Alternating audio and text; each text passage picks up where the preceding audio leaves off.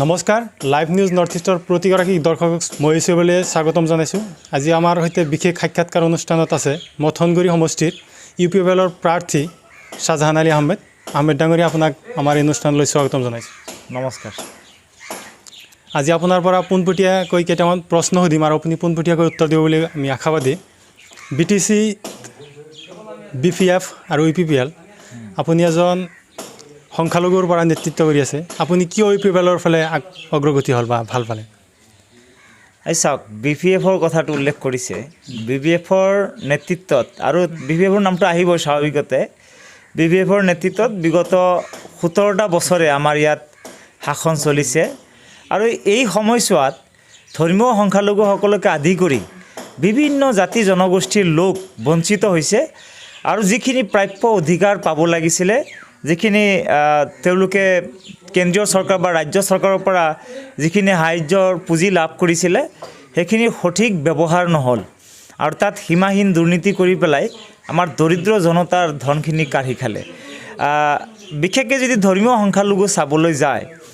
সংখ্যালঘু হিচাপে বিশেষ কিছু আঁচনি থাকে, কোটা থাকে, একো আঁচনি নাছিলে। আনকি হাগ্ৰামা মহিলাই ডাঙৰীয়াই নিজে ঘোষণা কৰিছিল যে ইয়াত সংখ্যালঘু উন্নয়নৰ পুঁজি নাই আৰু এইটো ৰাজ্য চৰকাৰৰহে বিষয়। গতিকে তেখেতে সংখ্যালঘু উন্নয়নৰ কাৰণে কোনো এটা ব্যৱস্থা হাতত লোৱা নাছিলে আৰু বিগত সময়ত আমি দেখিছোঁ যে সংখ্যালঘু সম্প্ৰদায়ৰ পৰা কোনো ধৰণৰ ব্যক্তিক বা কোনো লোকক তেখেতে ৰাজনৈতিকভাৱে আগুৱাই দিয়াৰ কাৰণে কিন্তু কোনো দিনেই তেখেতে সহমত পোষণ কৰা নাই কাৰণেই বিগত দিনত কিন্তু কাকো আগুৱাই দিয়া নাছিলে। গতিকে এইবিলাক আমি দেখিছোঁ যে বিগত সময়ত হাগ্ৰামা মহিলাই ডাঙৰীয়াৰ শাসনত সংখ্যালঘুসকলকে আদি কৰি বিভিন্ন জনগোষ্ঠীৰ লোক বঞ্চিত হৈছে। দেখিবলৈ পোৱা যায় যে কিছুসংখ্যকে কৈ থাকে যে হাগ্ৰামা মহিলাৰে বড়ো আৰু অনাবড়োৰ মাজত বিভাজনৰ ৰাজনীতি কৰে। এই ক্ষেত্ৰত আপুনি এজন সংখ্যালঘুৰ পৰাই গৈছে, যিসকল আপোনাৰ সমষ্টি মথনগুৰি, ইয়াত বড়ো আৰু অনাবড়োৰ ভোট আপুনি কিমান পাব বুলি আশাবাদী? আমি তেনেকৈ চোৱা নাই। আমি চাইছোঁ যে দৰিদ্ৰতা, এইটো গৰিবী, এইটো আমি নিৰ্মূল কৰিব লাগে। তাৰ কাৰণে আমি টাৰ্গেট লৈছোঁ। এইটো বড়োৱে হওক, অনাবড়োৱে হওক, যিকোনো জনগোষ্ঠীৰ নহওক কিয়, দৰিদ্ৰ মানুহখিনিৰ অৱস্থাৰ পৰিৱৰ্তন আমি কৰিব বিচাৰোঁ। তেখেতসকলে যাতে দুবেলা দুমুঠি খোৱাৰ লগতে সন্মান সহকাৰে জীয়াই থাকিব পাৰে, সেইটো আত্মসন্মান আত্মমৰ্যাদাৰে যাতে মানুহখিনিয়ে জীয়াই থাকিব পাৰে, তাৰ কাৰণে যিখিনি ব্যৱস্থা ল'ব লাগে আমি সেইখিনিহে ব্যৱস্থা লোৱাৰ কাৰণে আমি আগবাঢ়ি গৈছোঁ। আৰু আমাৰ যিখিনি পলিচি আমি ৰাইজৰ লগত মত বিনিময় কৰি পেলাই ৰাইজৰ সহজ হ'ব পৰাকৈ, ৰাইজৰ কল্যাণ হ'ব পৰাকৈ আমি আমাৰ পলিচিখিনি লৈ আছোঁ, যাতে অনাগত সময়ত অনাগত 5টা বছৰতেই যাতে মথনগুৰি সমষ্টি জাকত জিলিকা সমষ্টিত লৈ পৰিণত হয় আৰু আমাৰ এই অঞ্চলৰ মানুহৰ যি জীৱন ধাৰণৰ মানদণ্ড যাতে আগতকৈ উন্নত হয়, সেইকাৰণে আমি ব্যৱস্থা হাতত ল'ম। দেখিবলৈ পোৱা গৈছে আপুনি বিগত কেইদিন ধৰি পদযাত্ৰা কৰি আছে, ৰাইজৰ মাজত গৈছে। ৰাইজৰ পৰা আপুনি এই পদযাত্ৰাত কিমান সঁহাৰি পালে বুলি দেখিছে? প্ৰথম কথাটো হৈছে ৰাইজে আমাক আকুণ্ঠ সহযোগিতা আগবঢ়াইছে। ৰাইজে নিজৰ ঘৰৰ পৰা সকলো ধৰণৰ সহযোগিতা আমাক আগবঢ়াই পেলাই পদযাত্ৰাত আমাৰ লগত সহযোগিতা কৰিছে আৰু এই পদযাত্ৰাৰ সময়ছোৱাত ৰাইজৰ যিখিনি দুখ দুৰ্দশা সেইখিনি আমি প্ৰত্যক্ষ কৰিবলৈ মানে ডাইৰেক্ট আমি চোৱাৰ কাৰণে সুবিধা পাইছোঁ। বহু শ্লোগান দি থাকে যে বহু উন্নয়ন হ'ল, কিবা হ'ল। আচলতে গাঁওবিলাকত কিমান উন্নয়ন হৈছে আমি দেখিবলৈ পাইছোঁ যে মথনগুৰি সমষ্টিৰ 80% বাটপথ কিন্তু আজিৰ তাৰিখত দুৰ্গম হৈ আছে আৰু সেই বাটপথেৰে বাৰিষাৰ সময় বাদেই দিয়ক, এনে খৰালিৰ সময়তো কিন্তু মানুহে ভাল গাড়ী লৈ যাতায়াত কৰিব নোৱাৰে বা ঠেলা এখন ভালকৈ টানি লৈ যাব নোৱাৰে। গতিকে এনেকুৱা পৰিৱেশৰ মাজেৰে আমাৰ মথনগুৰি সমষ্টিবাসীয়ে মানে দিন অতিবাহিত কৰিব লগা হৈ আছে, যাৰ কাৰণে আৰু আমি দেখিবলৈ পাইছোঁ যে এই মানে পদযাত্ৰাৰ সময়ত আমি দেখিবলৈ পাইছোঁ যে PMAY বা IAY আগত নাম আছিলে, ইয়াৰ নামত ব্যাপক দুৰ্নীতি হৈছে আৰু হালধীয়া ছাইনবোৰ্ডৰ দুৰ্নীতি আমাৰ বহুত চকুত পৰিছে। কাৰণ হালধীয়া ছাইনবোৰ্ড বুলি কওঁতে জব কাৰ্ডৰ যি দুৰ্নীতি, MG এনৰেগা আঁচনি, এই জাতিৰ পিতাৰ নামত চলা এটা আঁচনি, তাতো যে সীমাহীন দুৰ্নীতি কৰিছে। জব কাৰ্ডবিলাক কাঢ়ি লৈ পেলাই ৰেচন কাৰ্ডবিলাকত বগা মাৰি দিয়া, বিভিন্ন ধৰণৰ আজি বৃদ্ধ পেঞ্চনবিলাক তেওঁলোকক ৰাইজক দিয়া নাই, বিধৱা পেঞ্চন দিয়া নাই, আমাৰ নিবনুৱা সমস্যাক লৈ কোনো ধৰণৰ গুৰুত্ব আৰোপ কৰা নাই। গতিকে এইবিলাক সমস্যা আমি দেখিবলৈ পাইছোঁ। ৰাইজে আমাক কথাবিলাক জনাইছে আমি মত বিনিময় কৰি বিভিন্ন কথা আমি জানিব পাৰিছোঁ যাৰ কাৰণে এটা কথা নিশ্চিত যে মথনগুৰি সমষ্টিৰ বাকী ৰাইজৰ যি মতামত আমি ডাইৰেক্টলি আমি সংগ্ৰহ কৰাৰ কাৰণে আমি এই পদযাত্ৰাৰ জৰিয়তে আমি সক্ষম হৈছোঁ ইতিমধ্যে প্ৰায় আমি 170 কিলোমিটাৰ আমি অতিক্ৰম কৰিছোঁ 160 পৰা 70 কিলোমিটাৰ আপুনি যে ক'লে যে ৰেচন কাৰ্ডবিলাকত মানে বগা মাৰা হৈছে হোৱাইটনাৰ এইটো কিয় মাৰিলে নামবিলাক কি ভাল সলনি কৰিলে নেকি কাৰোবাৰ নামবোৰ কাটি এতিয়া চাওক এই 2015 চনত যেতিয়া খাদ্য সুৰক্ষা আঁচনিৰ কাৰ্ড ৰেচন কাৰ্ডবিলাক বিতৰণ কৰি আছিলে সেই সময়তে আমি লক্ষ্য কৰিছিলোঁ যে বহু কাৰ্ডত বগা মাৰি পেলাই পৰিয়ালৰ সদস্যৰ নাম কৰ্তন কৰা হৈছে ক'ৰবাত 7জন আছে পৰিয়ালৰ সদস্য 8জন আছে 6জন আছে 5জনতকৈ ওপৰত থাকিলে তাৰ পৰা এই 2জন 3জন 4জনকে হোৱাইটনাৰ মাৰি কমাই দিয়া হৈছে কৰ্তন কৰিলে কিছুমান পৰিয়ালত 5জন থাকিলেও তাৰ তলত মানে তাৰ পৰা 2জন কৰ্তন কৰা হৈছে এইটো কিয় কৰিলে কেনেকৈ কৰিলে এই বিষয়খিনি লৈ আমি 15 চনতে তেতিয়া মই ছাত্ৰ সংগঠনত আছিলোঁ তেতিয়া আন্দোলন কৰা হৈছিলে আন্দোলনৰ পিছত আমাক আশ্বাস দিয়া হৈছিলে যে মহকুমা অধিপতি হালবাৰী মহকুমা অধিপতিয়ে আশ্বাস দিছিলে লোকেলি তদন্ত কৰিব সেইখিনি ঠিক ঠাক কৰি দিব কিন্তু সময়ৰ গতিত সেইখিনি ঠিক নকৰিলে আজিলৈকে মানে সেইটো সম্পূৰ্ণ একো নকৰিলে আৰু তাৰ কাৰণে ৰাষ্ট্ৰীয় নাগৰিকপঞ্জীত আমাৰ মানুহে যথেষ্ট অসুবিধা পাইছে যেতিয়া ৰেচন কাৰ্ডত আপোনাৰ সৰু বাচ্চাৰ নামটো আপোনাৰ মচ খাই আছে মচি দিয়া হৈছে সেই সময়ত আপোনাৰ বিকল্প কোনো নথিপত্ৰ নাথাকিব পাৰে গতিকে পৰিয়াল পৰিচয় পত্ৰৰ পৰা যদি পৰিয়ালৰ সদস্যৰ নাম কৰ্তন কৰা হয় ইয়াতকৈ দুৰ্ভাগ্যজনক হ'ব নোৱাৰে গতিকে এইবিলাক কাম BVF-ৰ নেতৃত্বত বিগত সময়ত হৈছে গতিকে তাৰ কাৰণেই আমাৰ মানুহখিনি আজিৰ তাৰিখত ইমান হাৰাশাস্তি ভুগিব লগা হৈছে এই ভোটালিষ্টবিলাক তৈয়াৰ কৰাৰ সময়তো মানুহৰ যিখিনি নাম ঠিকনা যেনেকৈ ঠিক ঠাক কৰি দিব লাগিছিলে সেইবিলাক ঠিক ঠাক কৰা নাই এতিয়া ক'ব যে এইটো কাৰণে বেলেগ ডিপাৰ্টমেণ্ট কিন্তু সেই ডিপাৰ্টমেণ্ট থাকক আপোনাৰ অধীনত থকা যিসকল জনতা আছে তেওঁলোকক কোনে চাব তেওঁলোকৰ সুখে দুখে থকাৰ প্ৰতিশ্ৰুতি দিয়েতো আপুনি ভোট লৈছিলে তেওঁলোকৰ সকলো সমস্যাত আপুনি লগত থাকিব বুলি কৈয়েতো আপুনি ভোট লৈছিলে গতিকে মই প্ৰশ্ন কৰিব বিচাৰিছোঁ হাগ্ৰামা মহিলাৰ ডাঙৰীয়াক আৰু ইয়াত থকা পালি নেতা যিসকল আছে গৌতম দাস বেগম আক্তাৰ আদি কৰি যিসকল পালি নেতা আছে তেখেতসকলক প্ৰশ্ন কৰিব বিচাৰিছোঁ যে আপোনালোকে ইমান দিন ক'ত আছিলে আপোনালোকৰ নেতাইতো চিফ হৈ আছিলে আজিৰ তাৰিখত গৌতম দাস বিজেপিত যাব পাৰে কিন্তু আচলতেতো BVF-ৰ প্ৰডাক্ট হাগ্ৰামা মহিলাৰীৰ প্ৰডাক্ট গতিকে হাগ্ৰামা মহিলাৰীৰ ব্ৰেণ্ড য'ত আছে প্ৰডাক্টটো য'ত আছে তাত 2 নম্বৰী থকাটো স্বাভাৱিক গতিকে এইসকল 2 নম্বৰী নেতাই বিগত সময়ত ৰাইজৰ লগত কোনো ধৰণৰ সহযোগিতা কৰা নাই ৰাইজৰ বিপদৰ সময়ত তেওঁলোকে থিয় দিয়া নাই তেওঁলোকে পলায়নবাদী মনোভাৱ লৈছে আৰু আজিৰ তাৰিখত আহি পেলাই বহু নেতাই BPF দলৰ তেওঁলোকে কৈ আছে যে মই তেতিয়া MCLA নাছিলোঁ গতিকে মইতো কাম কৰা নাই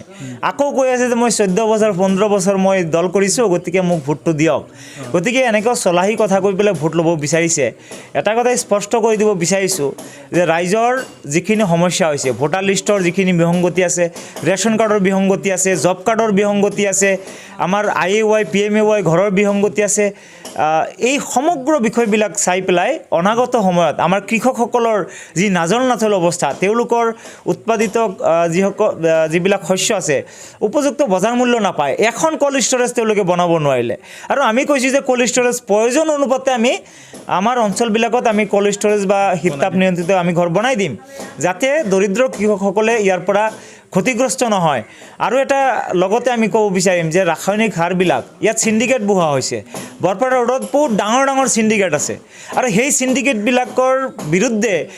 বিগত সময়ত বহুতবাৰ অভিযোগ উত্থাপিত হৈছে যদিও কোনো এটা সিন্ডিকেট আজিলৈকে কিন্তু আমি দেখা নাই যে কোনো একশ্যন হৈছে সিন্ডিকেট কি নিয়ন্ত্ৰণত নাহে নেকি নিয়ন্ত্ৰণত আহে আনিব পাৰে কিন্তু নকৰে ভাগ পায় কি জানে মুনাফা লয় কি জানে যাৰ কাৰণে আমি কৈছোঁ যে সিন্ডিকেট এইবিলাক সাৰৰ সিন্ডিকেট বা বিভিন্ন ধৰণৰ সিন্ডিকেট আজি শাক পাচলিৰ নামতো বহুতে সিন্ডিকেট কৰিব বিচাৰে গতিকে কোনো সিন্ডিকেট নাথাকে আমি সিন্ডিকেট মুক্ত কৰিম আমাৰ সাৰবিলাক ৰাসায়নিক সাৰ সুলভ মূল্যত আমাক খেতিয়কসকলে পাবই লাগিব আৰু উৎপাদিত যিখিনি শস্য তাৰ উচিত বজাৰ মূল্য পাবই লাগিব তাৰ কাৰণে আমি যিখিনি যাৱতীয় ব্যৱস্থা ল'ব লাগে আমি ব্যৱস্থা ল'ম দেখিবলৈ পোৱা যায় যে চৰকাৰ 15 বছৰ শাসন কৰিলে তেওঁলোকে কেন্দ্ৰ বা ৰাজ্য চৰকাৰৰ পৰা বহুত এক্সট্ৰা তেওঁলোকৰ পুঁজি দিয়ে এইবিলাক কি সঠিকভাৱে ৰূপায়ণ নকৰিলে আপুনি যে 10 দিন পদযাত্ৰা কৰিলে পদযাত্ৰাৰ ফলত দেখিলে যে বাটপথবোৰ ইমান উন্নত মানৰ নহয় সেইবিলাক কি নিৰ্মূলত কিবা ব্যাঘাত হৈছে নেকি ডেফিনেটলি ইয়াত বহুত সীমাহীন দুৰ্নীতি হৈছে আমি বহুবাৰ অভিযোগ উত্থাপন কৰিছোঁ আমি কেন্দ্ৰীয়ভাৱে UPPL দলৰ পৰা ইতিমধ্যে এজাহাৰো দিয়া হৈছে আৰু সেই এজাহাৰৰ ভিত্তিত ইতিমধ্যে তদন্ত চলি আছে আৰু ইতিমধ্যে আমি গম পাইছোঁ যে ৰাজ্যপালৰ মাননীয় ৰাজ্যপাল মহোদয়ে যেতিয়াৰ পৰা এই অঞ্চলৰ দায়িত্ব লৈছে তেতিয়াৰ পৰা প্ৰায় 20টা ডিপাৰ্টমেণ্টৰ ফাইল জব্দ কৰা হৈছে আৰু প্ৰায় 29গৰাকীকৈ লোকৰ চাকৰিৰ পৰা নিলম্বন কৰা হৈছে গতিকে তদন্ত চলি আছে তদন্ত সম্পূৰ্ণ হোৱাৰ লগে লগে দুধকা দুধ পানীকা পানী ওলাই যাব কিমান দুৰ্নীতি হৈছে আৰু হাগ্ৰামা মহিলাই ডাঙৰীয়াৰ নেতৃত্বত যিসকল লোকে দুৰ্নীতিৰ লগত জড়িত হৈ আছিলে সকলোৱে নিশ্চিতভাৱে আইনৰ আওতালৈ আহিব আৰু তেওঁলোকে যি উপযুক্ত শাস্তি পাব লাগে ডেফিনেটলি শাস্তি পাব বুলি আমি আশা কৰোঁ আৰু লগতে আমি সেইকাৰণে CBI তদন্তৰ দাবী কৰিছোঁ যে আমাৰ BTC অঞ্চলৰ বিগত সময়ত যিখিনি দুৰ্নীতি হৈছে তাৰ ওপৰত এটা স্বচ্ছ আৰু নিকা তদন্ত হ'ব লাগে অপৰাধী শাস্তি পাব লাগে আৰু যিসকল ভুক্তভোগী আছে তেওঁলোকৰ অধিকাৰ তেওঁলোকে উভতাই পাব লাগে দেখিবলৈ পোৱা গ'ল আপুনি এসময়ত আমচুৰ সক্ৰিয় নেতা আছিলে কিন্তু পিছৰ পৰ্যায়ত আপুনি UPPLত যোগদান কৰিলে UPPLৰ প্ৰতি যি আমচু সংখ্যালঘু বুলি কয় তেওঁলোকে কিমান আস্থা আছে বুলি ভাবে চাওক সংগঠন বুলি মই কোৱা নাই এটা জাতীয় সংগঠনত যি সংগঠনৰ নেতৃত্বত অসমত এই নিৰ্যাতিত নিষ্পেষিত লাঞ্ছিত বঞ্চিত জনসাধাৰণে এটা আশ্ৰয় পাইছিলে যাৰ নেতৃত্বত অসমৰ এই লাখ লাখ ধৰ্মীয় সংখ্যালঘুসকলে নিজৰ অধিকাৰৰ আন্দোলন আগবঢ়াই লৈ আছে সেই গৌৰৱময় সংগঠনৰ এজন সাধাৰণ কৰ্মী হিচাপে থাকি মই নিজে গৌৰৱ অনুভৱ কৰিছিলোঁ আৰু বিগত সময়ত জাতিটোৰ হকে বা সংখ্যালঘু জনসাধাৰণক কেনেকৈ আগবঢ়াই লৈ যায় সেই সংগ্ৰামত আমি যিমান পাৰোঁ আমি আমাৰ অংশগ্ৰহণ কৰাৰ কাৰণে আমি চেষ্টা কৰিছোঁ আৰু আজিৰ তাৰিখত আমাৰ বিশ্বাস আছে যে বিগত সময়ত যিহেতু প্ৰায় এটা দশকতকৈ বেছি সময় আমাৰ জাতীয় সমস্যাখিনিক লৈ আমি সংগ্ৰাম কৰিছোঁ বা এই কথাখিনি আমি বুজাৰ কাৰণে চেষ্টা কৰিছোঁ যত্ন কৰিছোঁ অধ্যয়ন কৰিছোঁ আৰু আমি তেতিয়া যিবিলাক সমাধান সূত্ৰ পাইছিলোঁ যে এনেকৈ আগবাঢ়ি গ'লে কিজানি আমাৰ সমাধান হ'ব আমাৰ সমস্যাখিনি নাইকিয়া হ'ব আপুনি চাওক আমাৰ চৰচাপৰি অঞ্চলৰ 19.32% শিক্ষাৰ হাৰ এনেকুৱা চৰ আমি পাইছোঁ য'ত মাত্ৰ 6% 2% মহিলাৰ শিক্ষা গতিকে ইমান কম যদি শিক্ষাৰ হাৰ হয় সেইবিলাক অঞ্চল কেনেকৈ আগবাঢ়িব আমাৰ চৰচাপৰি বাদ দিয়ক বেলেগ অঞ্চলবিলাকতো আমি দেখিবলৈ পাইছোঁ এনেকুৱা গাঁও আছে য'ত 30% শিক্ষাৰ হাৰ নাই গতিকে ধৰ্মীয় সংখ্যালঘুসকলৰ যদি উত্তৰণ কৰিব লাগে তেতিয়াহ'লে শিক্ষাৰ সংস্কাৰ কৰিবই লাগিব আৰু এই চৰকাৰী বিদ্যালয়বিলাকৰ সংস্কাৰ কৰিবই লাগিব যেতিয়ালৈকে চৰকাৰী শিক্ষা এভেইলেবল নহ'ব যেতিয়ালৈকে খালি প্ৰাইভেট বিদ্যালয়মুখী হৈ থাকিব তেতিয়ালৈকে কিন্তু আমাৰ শিক্ষা সাৰ্বজনীন নহয় কাৰণ সকলো আপুনি জানে যে 80% বা 90% মানুহ আমাৰ শ্ৰমজীৱী কৃষক আৰু তাৰো আপোনাৰ 60% কিজানি আমাৰ বেলেগৰ ঘৰত শ্ৰম কৰা মানুহ গতিকে এইসকল মানুহক যদি উপযুক্ত শিক্ষাৰে আমি যদি শিক্ষিত কৰিব নোৱাৰোঁ তেতিয়াহ'লে কিন্তু আমাৰ এই জনগোষ্ঠীটিয়ে মিয়া জনগোষ্ঠীয়ে কওক বা বাকী যিসকল আছে আমাৰ লগত কাৰণ ধৰ্মীয় সংখ্যালঘু বুলি ক'লে বহুকেইটা ঠাল ঠেঙুলি ইয়াত আছে সকলোক মিলাই ধৰ্মীয় সংখ্যালঘু যদি আগবাঢ়ি যাব লাগে সকলোৰ লগত যদি একেলগে কান্ধত কান্ধ মিলাই আগবাঢ়ি যাব লাগে শিক্ষাৰ সংস্কাৰ লাগিব বেকাৰত্বৰ সমস্যা সমাধান কৰিব লাগিব মানে মূলতঃ নিবনুৱা সমস্যাক খালি শিক্ষিত নিবনুৱাই নহয় যিসকল অশিক্ষিত নিবনুৱা হৈ আছে তেওঁলোকৰ সমাধান সূত্ৰ আমি আনিব লাগিব গতিকে এনেদৰে বিভিন্ন ক্ষেত্ৰ আছে আৰু যিখিনি জাতীয় সমস্যা আজি চাওক নাগৰিকত্বৰ নামত আমাৰ কিমান ধৰ্মীয় সংখ্যালঘু মানুহে কিমান অপমান সহ্য কৰিব লগা হয় যেতিয়া পেটৰ তাৰণাত কাম কৰিবলৈ যায় বিভিন্ন চহৰত তেতিয়া কাণত ধৰি উঠা বহা দিয়াৰ পৰা আৰম্ভ কৰি পেলাই বিদেশী ন্যায়াধিকৰণত কিমান গোচৰ চলি আছে আপোনাৰ সীমান্ত আৰক্ষীয়ে বাজ বিচাৰ নকৰাকৈ কিমান গোচৰ জাপি দিলে NRC ৰাষ্ট্ৰীয় নাগৰিকপঞ্জীৰ পৰা অন্যায়ভাৱে কিমান মানুহৰ নাম বাদ পৰি থাকিল সাধাৰণ ভুলৰ কাৰণে কিমান মানুহৰ নাম বাদ পৰি থাকিল গতিকে এই সমগ্ৰ বিষয়বিলাক আছে আৰু সেইখিনি আমি একনলেজ কৰিছোঁ সেইখিনি সমস্যা আমি জানো আৰু সেই সমস্যাখিনি কিমান গভীৰ হ'ব পাৰে আৰু এটা পৰিয়ালক কেনেকৈ তিলকৈ মৃত্যুৰ মুখলৈ ঠেলি দিব পাৰে সেই কথাখিনি আমি ভালদৰে জানো যাৰ কাৰণে আমি এইবিলাক সমস্যা সমাধান কৰাৰ কাৰণে আন্তৰিকতাৰে আমি আগবাঢ়ি আহিছোঁ আৰু মাননীয় প্ৰমোদ বড়ো ডাঙৰীয়াৰ যি মনোভাৱ তেখেতৰ যি উদাৰতা সেই উদাৰতাত আমি আচলতে তেখেতৰ লগত আমি আন্তৰিক সহযোগিতা আগবঢ়াই আছোঁ তেখেতে এটা কথাই কৈছে যে আপোনালোকে এই যিবিলাক সমস্যা এই সমস্যাবিলাক গম পায় গতিকে আমাৰ লগত আহক একেলগে আমি কাম কৰোঁ আৰু যাৰ কাৰণে প্ৰতিটো জাতি জনগোষ্ঠীৰ পৰা আমি যিসকল সংগ্ৰামী আমি একেলগ হৈছোঁ আৰু একলগে এটা আমব্ৰেলাৰ তলত আহি পেলাই এটা ছাতাৰ তলত আহি পেলাই আমি বিশ্বাসেৰে ভাতৃত্বৰে আমি সমন্বয়ৰ এখন সমাজ গঢ়িব বিচাৰিছোঁ য'ত হাগ্ৰামা মহিলাৰী ডাঙৰীয়াৰ নিচিনা কলুষিত মানসিকতাৰ লোক নাথাকিব য'ত শান্তি থাকিব য'ত মানুহে ভাতৃত্বৰে আগবাঢ়ি যাব মহাত্মা গান্ধীজীৰ যি আদৰ্শৰে আমাৰ ভাৰতবৰ্ষখন চলি আছে সেই আদৰ্শ ইয়াত প্ৰতিষ্ঠা হ'ব আৰু ভাৰতবৰ্ষৰ ভিতৰতেই এখন উন্নত অঞ্চল হিচাপে আমাৰ বিটিআৰ অঞ্চলক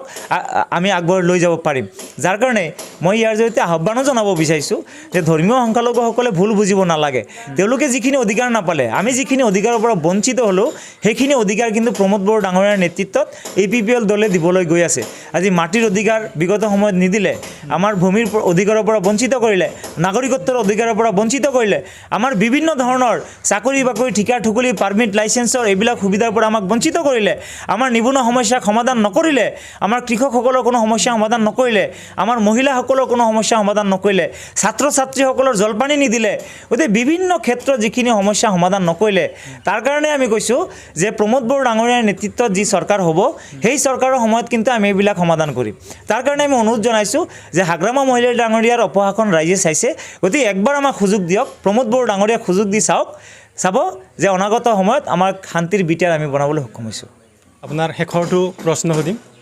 যিহেতু আপুনি প্ৰাৰ্থিত আৰু নিৰ্বাচন হ'বই আপুনি বিজয় হ'লে আপোনাৰ প্ৰথম প্ৰতিক্ৰিয়া আৰু প্ৰথম যিটো কাম কাজ হ'ব সেইটো কেনেধৰণৰ হ'ব প্ৰথম খোজেই হ'ব শিক্ষাৰ ক্ষেত্ৰত আমাৰ যিটো আমি প্ৰতিশ্ৰুতি লৈছোঁ বা পণ লৈছোঁ যে আমাৰ মথনগুৰি সমষ্টিৰ পৰা অনাগত 5 বছৰত যি মানে নিৰক্ষৰতা আমি সম্পূৰ্ণ দূৰ কৰিম 100% শিক্ষা নিশ্চিত কৰিম মথনগুৰি সমষ্টিত আৰু ইয়াৰ কাৰণে প্ৰথম দিনাৰ পৰা ডে 1ৰ পৰা আমি যিখিনি ব্যৱস্থা ল'ব লাগে সেইখিনি ব্যৱস্থা নিশ্চিতভাৱে ল'ম ধন্যবাদ জনাইছোঁ আপোনাক আপোনাৰ ইমান ব্যস্ততাৰ মাজত আমাৰ সময় দিয়াৰ বাবে লাইভ নিউজ নৰ্থ ইষ্টৰ পৰিয়ালৰ পৰা আপোনাক ধন্যবাদ জনাইছোঁ